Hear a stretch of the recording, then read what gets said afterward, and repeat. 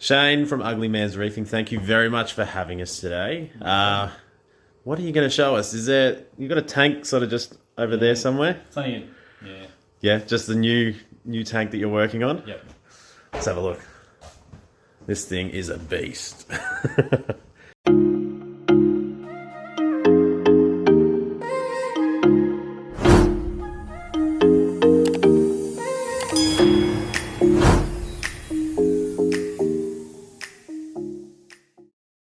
Take us through this. So what size is this?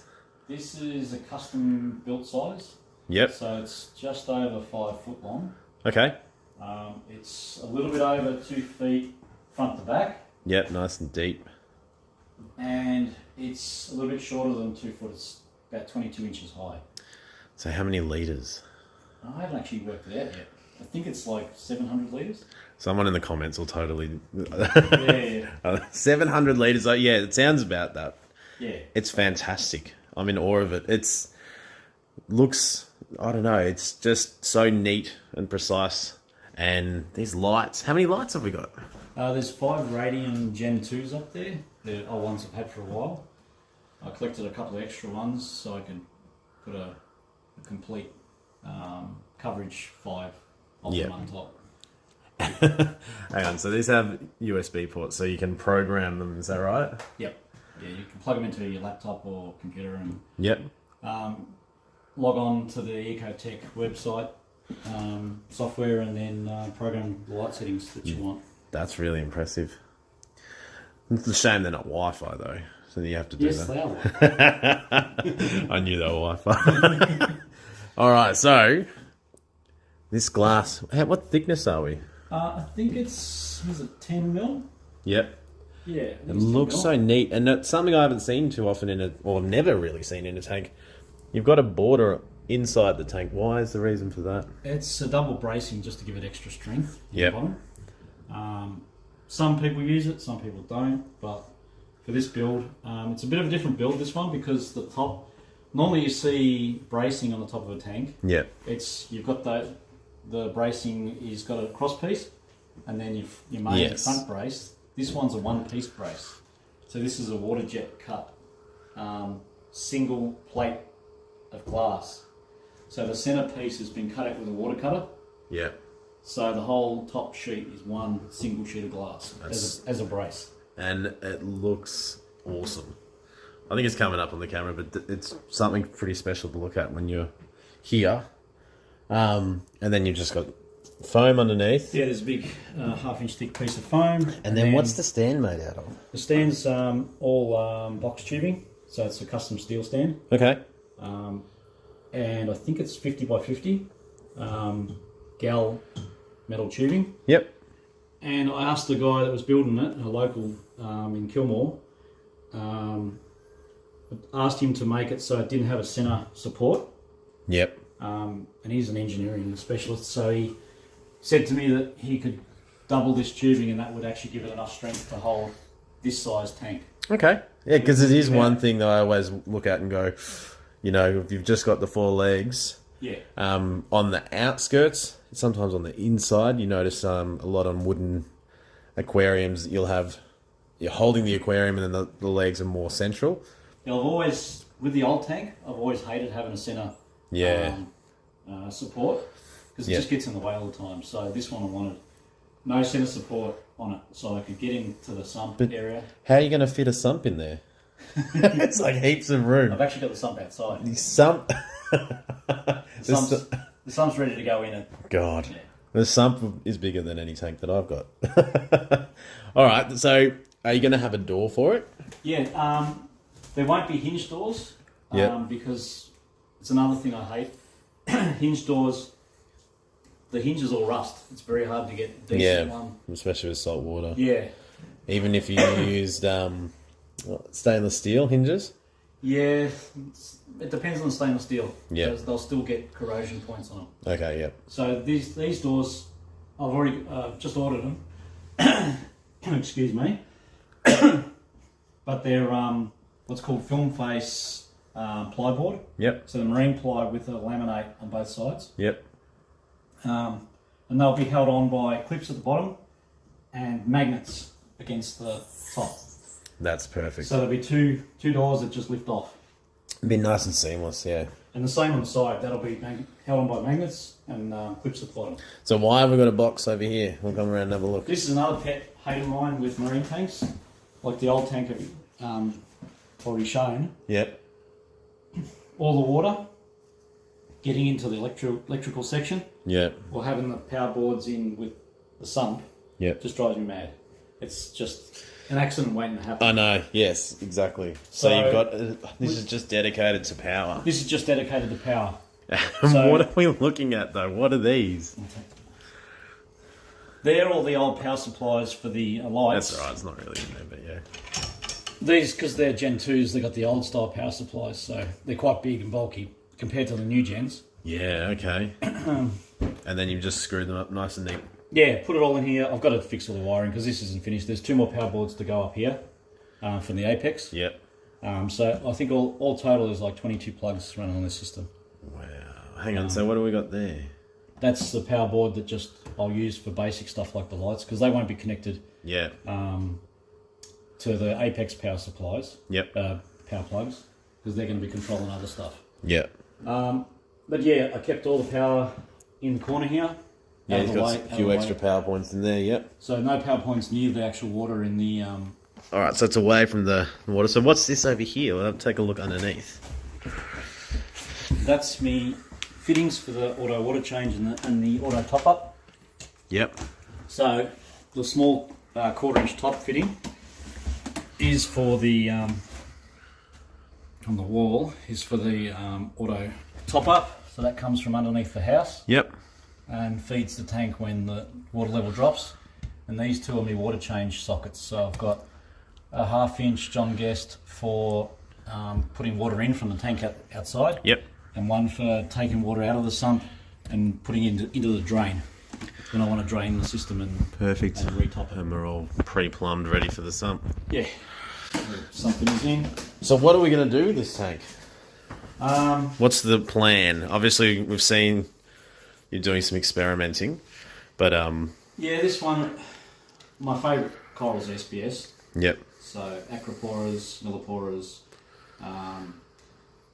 Yeah, so this will be primarily a heavy SPS system. Okay.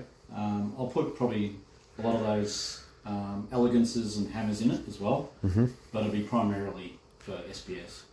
Okay. And that's the reason for the amount of radians on this. All right. Because, in my opinion, for an SPS tank, more lighting the better. And 5 radians, I mean, it's pretty excessive. But yeah. I'd rather have more lighting than not enough. Not enough, exactly. What about livestock? Livestock, those fish currently in that, a few extra fish. Probably, I'm looking at a, I think it's a chorus wrasse. I definitely want a chorus wrasse. Yep. I was looking at getting an Achilles tang, but I'm not so sure now. I'll probably just go powder blue. Okay. Yeah, and I don't know, see what else I decide to put in there. No, that's cool. All right, so they're the tanks. So that's 1,000 litres of RO. Yep. That's basically a backup reservoir. Yep. That feeds to the ATO tank underneath the house. That's right. There's a tank under the house. Yeah. So that is a... How many litres is that tank? 130. So we have a 130 litre tank underneath here. And what's the tank? The idea with that? That's for the ATO, for the main ATO tank. Wow. Yeah. So that feeds that? Yeah, that feeds under that. There's a float valve in that tank. Yep. That once it's full, it switches off. Yep. But I've also got 2 float switches that go to the Apex system. Yep. So it tells me if it's low or if it's too high. Okay. So that way, if the float valve fails, this 1,000 litres doesn't go under the house and just go everywhere. You just lose it straight away. Yeah. So it's a backup. Because to fill that, it takes like 4 days. Yep. Of RO to 4,000 litres. What's the tank behind the RO?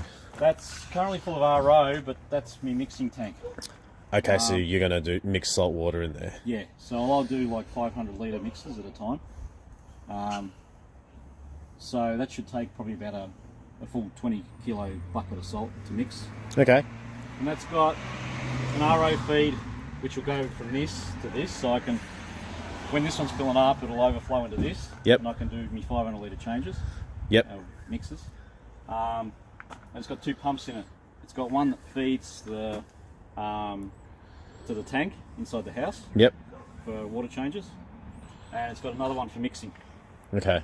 So, and I'll put a bulkhead in there for the 2 pumps cabling to come out. And the red hose is the water change hose.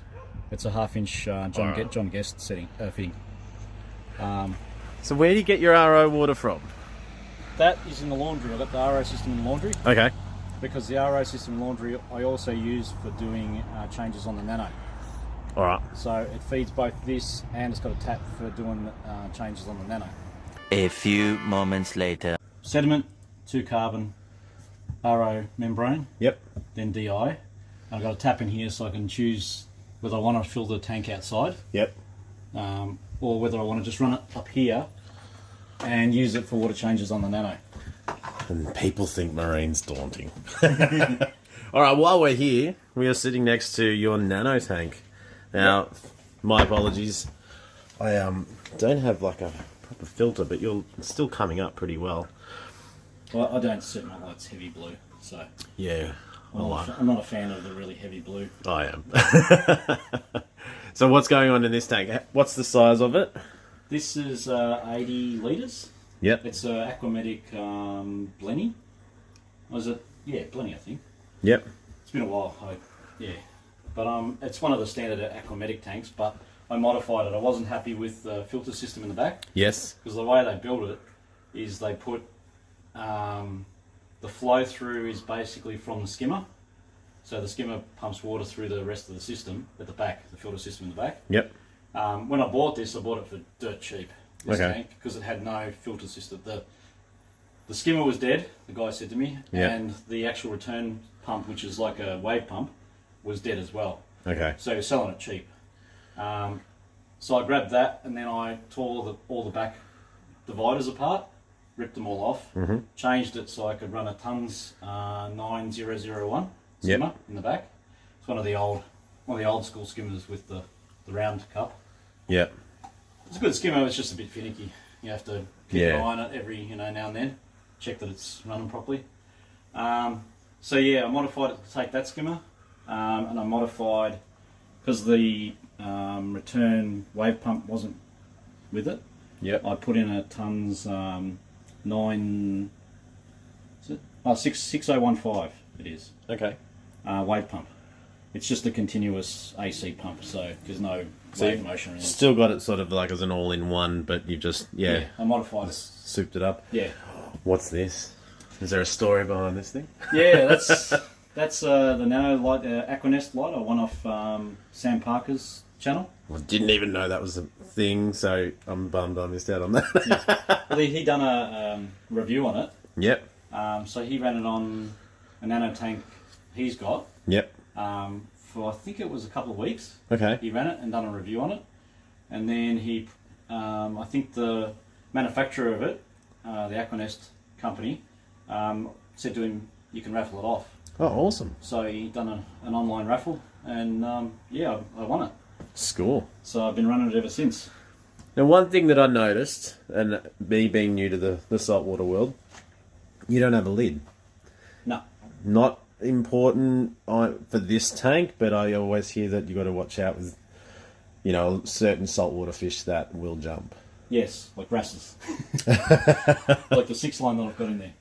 We'll yes, find him in a yes, sec. they can jump, but I've never really had any issues with any fish other than my rabbit fish, because at night time it's very skittish when it goes to the night cycle. Okay.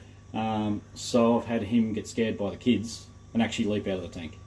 What corals have we got going on here? I've got a mix of everything. This is kind of like things I'm trying. With this tank I'm trying bare bottom. I've never tried a bare bottom saltwater tank before. Yep. So this one's kind of a test subject as such. This is a hammer. Yep. Yay me, I got it right. I love these. My son loves them. Yeah. He calls them brain corals. Yep.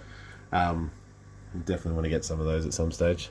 This is cool. So there's a bit of a test subject. Is that one of the reasons you've got the different assortment of coral? Because you want to see what will work? I've been trying different things in it because it's cycled again since I changed the sand out. Yep. When I took the sand out, I noticed it started to get diatoms and stuff like that again. Okay. So I took the opportunity. I didn't like the rockwork that was originally in it, so I put in new rockwork and went bare bottom. That's cool. Just as a test. I've always loved sand in a marine tank, but I thought, why not use this as a test subject to see how bare bottom goes? Because with the new tank being set up, I'm still undecided as to whether to go gravel or not in the new one. Yeah. So I thought this would be a perfect opportunity to test it, make my decision on whether bare bottom or sand is better. Yeah, absolutely. So what is this over here that I see? You've got things telling me numbers and yes, Apex. pH. Neptune Apex. So the temperature's 24.7. Yep. It's December 30, 2008. Okay. Oh yeah. we have regular brownouts up here with the power. Yeah. And it resets itself. the clock. Yeah. I don't know why this one particularly does it. My other Neptune Apex doesn't do it, strangely. Yep. But this one I bought second hand. That's cool. I like how it's got the pH, so 7.8. So how's that reading everything? What else is going on here? Because I can see things coming up. There's down the back. There's a pH probe for the Apex. That's in the back chamber. Yep. A little look in there. Yeah. Not that I can see too well, but you guys at home can see it. And then the Apex is actually up top on top of the cabinet, along with the doser. Shane knows that I'm short, so it's funny. I can get you a step. Oh yeah, okay. So I have one of these It's a at J-Bo. home that I'm not running. That It's a J-Bo doser. I'll probably be talking to Shane about this going. I don't know whether you want to step up there or not. That's right. It's just that on its own, is it? No, The got Apex is all the power bricks and everything. Yep. But also in here, I run a calc mix. Yep. So I really like using Calcwasser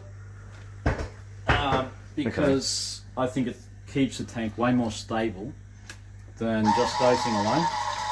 That's the doser for the calc. It's made me like I made it angry. That runs for 8 seconds. It's an old design. It's an old large sort of industrial type of doser. Okay. It's made by, what are they called? Avast Marine. It used to be for doing auto top-offs. Yep. But I purposed it into using it for calc because it's got a large volume. Okay. Compared to, say, a J-Bo. So why all of this stuff for such a nano tank? Like, because you're trying to look after the corals, you're trying to do different things? Well, I'm just trialling different things with this tank. It's kind of like a real test subject. Yep. I want to see how it goes growing SPS. I want to see how it goes bare bottom. There's a lot of this for the big tank, the new one. Yeah. Yep. So you're doing a bit of a trial run and seeing what will work because you want to do something a bit different. Yeah, because I've always run the basics, just doser, sandbed, calerpa, basically refugium, and all that sort of stuff. So I was just trying a few different things. I tried, like in the filter system in the back, I tried just all Marine Pure, the Marine Pure balls. Tried just that alone and found issues with it. Then I tried Seachem Matrix, and it wasn't too bad, but it built up a lot of rubbish after a while. Okay. And now I've changed, I put a refugium in the back, so that's now, the middle chamber is now just all Cheeto, algae. Okay. And I've got a little light that's actually on the glass on the back, it's basically taped to the back. Oh, okay. Yep. Down there. That turns on every night, so that's on a reverse cycle. I can turn it on for you. Yeah, that'd be cool. So you get a bit better there. It's just a little cheap, huge little like a, what do you call it? Look at this. That's crazy. So that turns on at night, Yeah, we're next to a window. That's why it's a bit hard to see. So that turns on at night on a reverse cycle. That's awesome. So that's what a refugium is. Yeah. It's using, well, I suppose, plant matter. Yeah, to remove nitrates. Nitrates and phosphates. Yeah. Yeah. Yeah. What did you just tell me about this?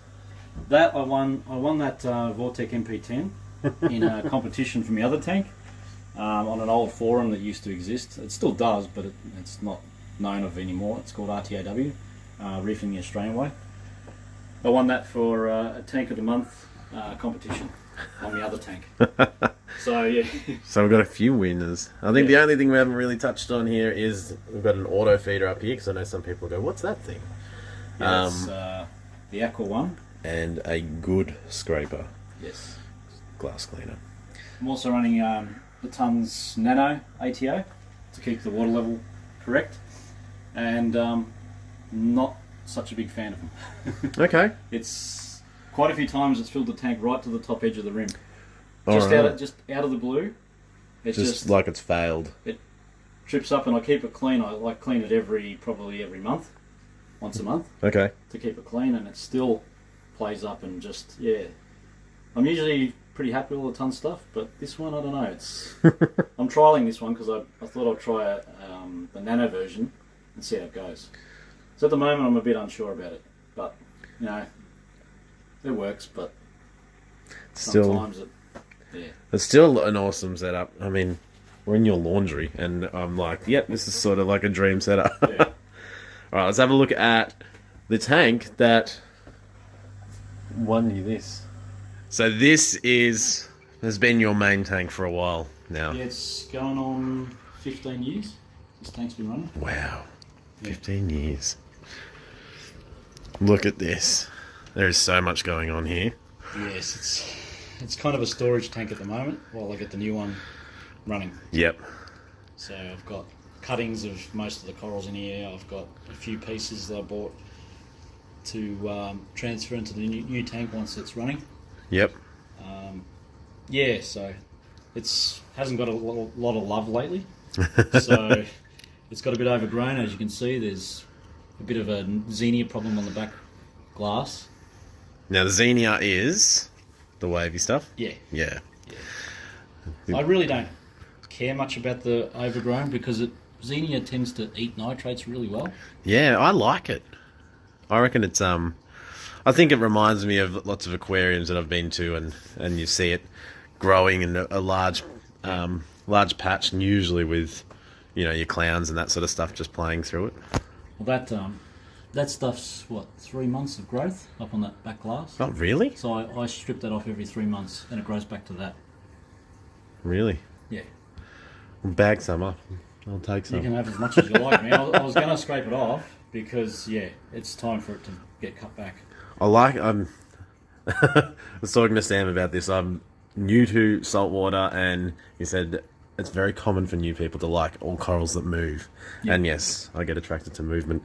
Take me through the livestock, and then we'll have a look at some of the cat corals. So you got the two clowns there. Yep, they're almost as old as a tank. I think they're 10 years old. This thing's in the way. What is this thing? Oh, it's a veggie clip feeder. I thought so. So you just clip it on, and then the fish can just... Yeah, I put chunks of nori in it. So your sushi. Yeah. Strips. The what's it called? Seaweed. Yep. Yeah. And they love that. Oh, the tang and the rabbitfish love it. Yeah. All right. So this is the tang. Yep, it's a mimic tang. A mimic tang. I haven't seen them before. Yeah, they're pretty common, but not all aquarium stores, stock them. And then this is the rabbit. The rabbitfish. He's a very schizo fish, this one. He's actually jumped out before, like I said. Oh, wow. He's, at night, when he's trying to sleep, if the lights are on and the kids walk up near the tank, sometimes he gets really scared, and I've had him jump twice. Wow. I'm getting scared. And then these guys. Now, again, being new to the hobby, I didn't realise that clowns can breed in captivity. Apparently they're not that hard to breed.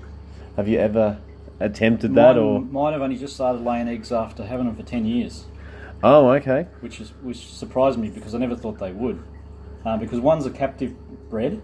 Okay. I got it from a guy who used to be in the MASOV, the Marine Aquarium Society of Victoria. Yep. Yeah, Damien. They're not a fan of the camera. They keep hiding. Yeah, he was breeding them. Yeah. And I think it was a door prize I won at one of the club events. I won the door prize and got a pair of clownfish off him. Just so everyone knows, me and Shane are going to go and buy a lotto ticket. If you keep winning all this stuff, I'm going to go halves in a lotto ticket with you. Sorry, so one died. One died, and I ended up getting another from a wild caught from the aquarium store. Okay. And yeah, they've never ever bothered to breed until the last, probably a month ago. Okay. It's the first time I saw them lay eggs. No, that's not an enemy, is it? No, that's a elegance coral. Do you have any anemone in there with them? No. No. So they don't need an enemy to breed. They'll just find something that they like to play in. Yeah, that's an elegance I got off one of the club members 5 years ago, I think, when he shut down his tank. This is crazy. I can't get over how much coral there is. I should have cleaned the glass for you.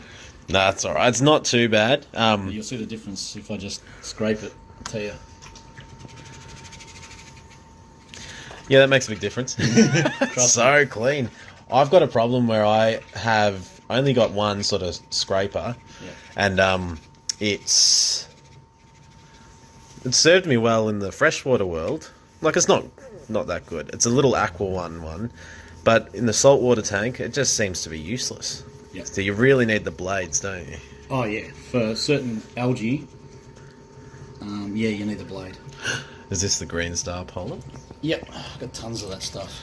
I love that Grows stuff like too. a weed, and that started from a piece of piece about the size of a 5-cent coin.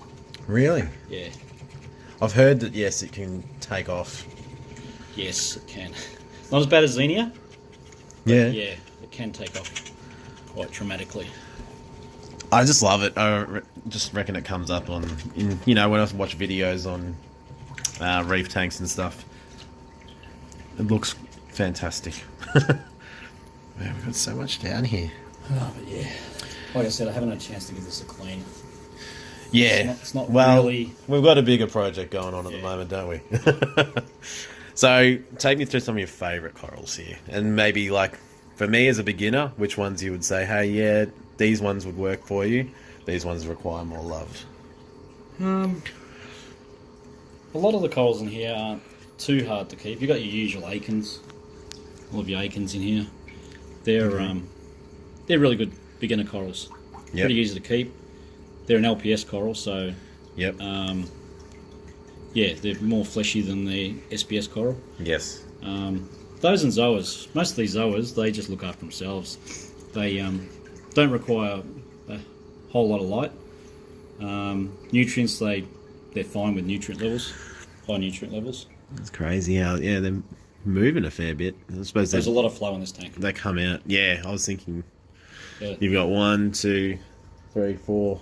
I've got 2 MP40s, and they're running at about 80-90% on a custom profile on the Apex. And I've got the 2 tons in the back, the 2 Nanos. It's a 6025 and a 6045 in there, running that. And a lot of this stuff seems to be liking it. Now, you said that something was unplugged the other day. Yes, my little one was playing, and excuse the car battery, that's what I'm using for backup at the moment, battery backup. I'm trying to block the carpet for you. No. But yeah, I had a Ecotech battery backup running for the pumps, 2 MP40s, but the battery died for the second time. I replaced the battery myself the first time. Yeah. And the new battery lasted me just over a year and failed. So now I've got a car battery I run, because we get a lot of power outages up here. Yes. So I run a car battery, which I found is way better than the other battery. Yep. But my son was, he was playing with the power cable down here. Yeah. And one of the plugs wiggled out, and my doser switched off for 2 days, and I was working shift. Yep. So when I'm working shift, especially night shift, I'm wrecked because I'm doing a 12-hour shift. Yep. So I missed it for 2 days. The doser was off. Yeah. And my elk dropped in 2 days. It dropped 3 points. So 3 DKH in 2 days. And that caused what to happen over I here? lost a couple of... He's right up the top. Yeah, Sorry. His feeder just turned on. Ah, that's what it is, the feeder. Yeah. Oh, good timing. Very happy. Alright, sorry. Which coral, this one over here, you said completely Yeah, that changed one used colour? to be green with purple tips. That browned out, went completely brown. So that doesn't mean it's dead, it means... No, it just means it's been it's not happy. Stressed out. Yeah. Yeah. And I lost most of a big blue with green polyp stag at the back. At the back down there, yeah. There's only like a little tiny nub of it left on there. The rest is all, it's covered in cyano at the moment because it was all dying off. That's annoying. Yeah, and I lost a couple of frags, including one beautiful $100 one I got off DMAC, which I'm very upset about. D-Max, send another one. Yeah, I'm definitely going to buy another one off him because it was a beautiful piece. That's annoying. But yeah, I'm pretty lucky that I only lost a couple of frags. Yeah. You know, the stag I'm a bit upset about, but I've got a frag of that's still going okay. So all is not lost, but No, frustrating. not lost. You got many critters in here? I've That's a snail there, yeah? got a lot of snails, tons of turbo. I used to sell turbo snails by the bucket load because they breed in this tank like crazy. Look at that. Yeah, Do you have any critters? And there's like 50 shells. Oh, and I never bother cleaning out the shells. No, There's that's tons cool of them though. there. It keeps it like natural. Yeah.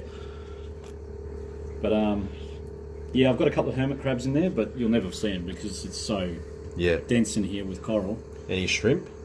No, I used to keep the same shrimp as Blake's got, the coral banded. That's it, yeah. I used to have one of them, but he got to the ripe old age of, I think, 12, and then I had him 12 years. That's crazy. And then he dropped dead. Oh, I haven't shown you the filter system yet. Oh, I was going to say, yes, we had a zip tie on here. This, I'm like, this very cabinet was impressive. built by my wife. She's a qualified cabinet maker. I was going to say, I love the stand. Yeah. It's, you know, you always see like just either a plain black or a plain white. Yeah. I really like this. Yeah, she built this it's all built out of recycled timber. Yep. It's recycled ash. So all of this used to be... Feels very Aussie. this used to be framing timber for houses. Yep. They've got a second-hand timber dealer Yep. in the next town. And we bought all that off him and she machined it all down and turned it into a fish tank cabinet. That's awesome. Well done. I like it. There's actually no screws holding this together at all. Oh, really? Yeah. It's just joint Yep. perfectly. Yeah. That's awesome. So what's underneath? Underneath is a very, very old filter system, which is very ghetto. If any of you expected it to be nice and just simple down here, you obviously aren't paying attention. I'll turn on the refugium light. Yep. So you can get a bit more light in it, but it'll be kind of red. Oh. Yeah, so that's my refugium. I grow Cheeto and Calliope in there. So they're like seaweeds. Seaweeds, yeah.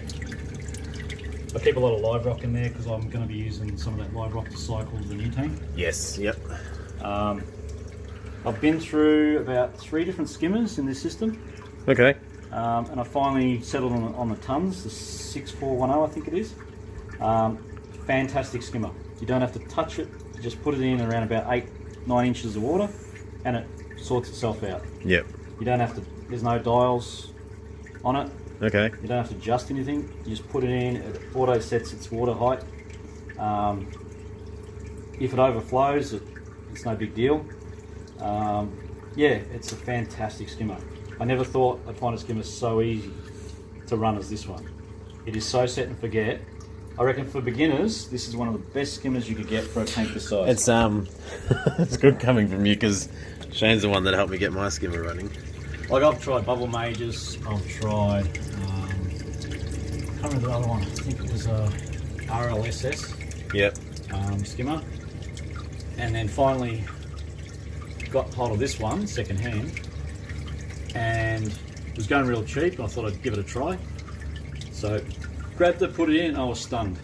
Okay. I mean, look at the amount of gunk that's in it now. Yeah. It's chock-a-block. That's like 3 days. Okay. 3 days of skim. And it's thick, dark, smelly skim. It's Just the way we like it's it. horrible. I'd rather change my kid's nappy, messy nappy, than smell the stuff that's in that. It's horrible. Really horrible. But yeah, it's a pretty basic tank, sump. A lot of people have a separate chamber for the skimmer. Yeah. But it's such a small little sump that the skimmer sits in the same chamber as the return pump. Yep. Now, for beginners, this is a bad idea because you get water fluctuations in this chamber because of your return pump and evaporation. Yeah. Your skimmer would normally freak out and lose skim, or it'd overflow. Yeah, trying to adjust itself with the flow, yeah. So for beginners, I'd say have a separate chamber for your skimmer. It keeps the water level all the time. Yep.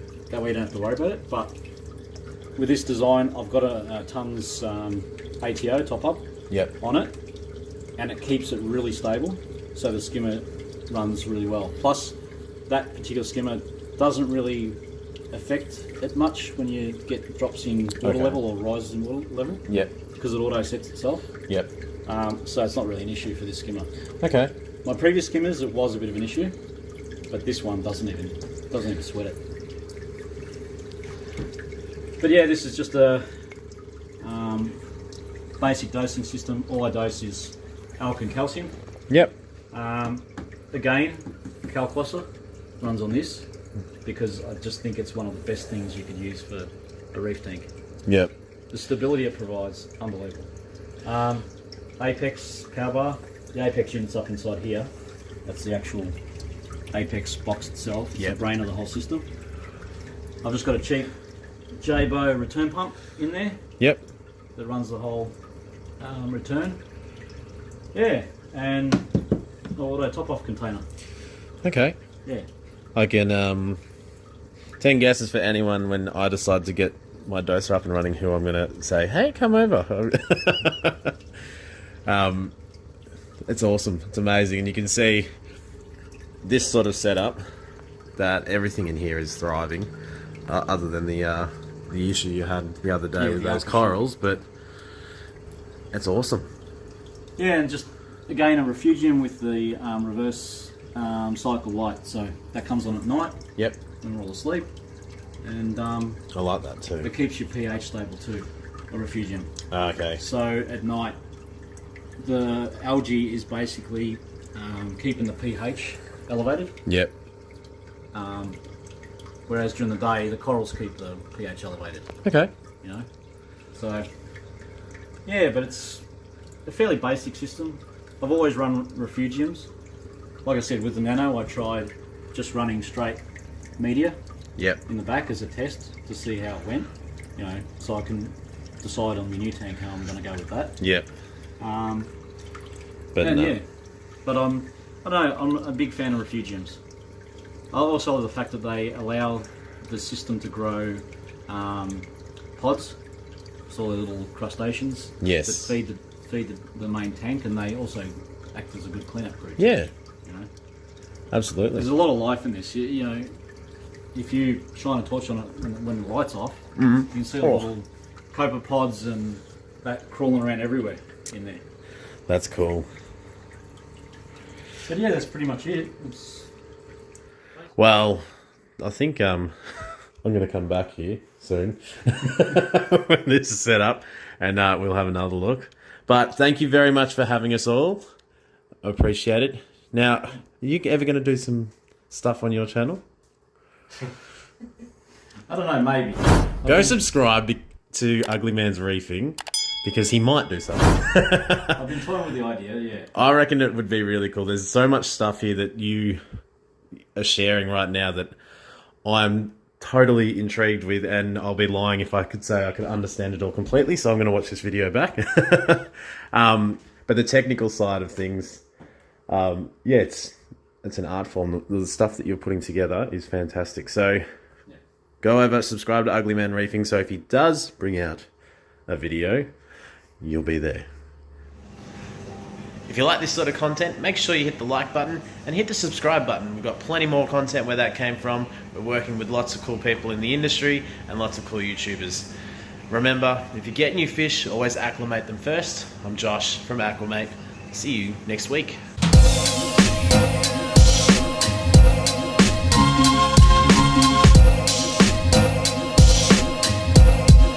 What a wonderful world. In the main sump area. Oh wow. Our gimbal's been real fun today.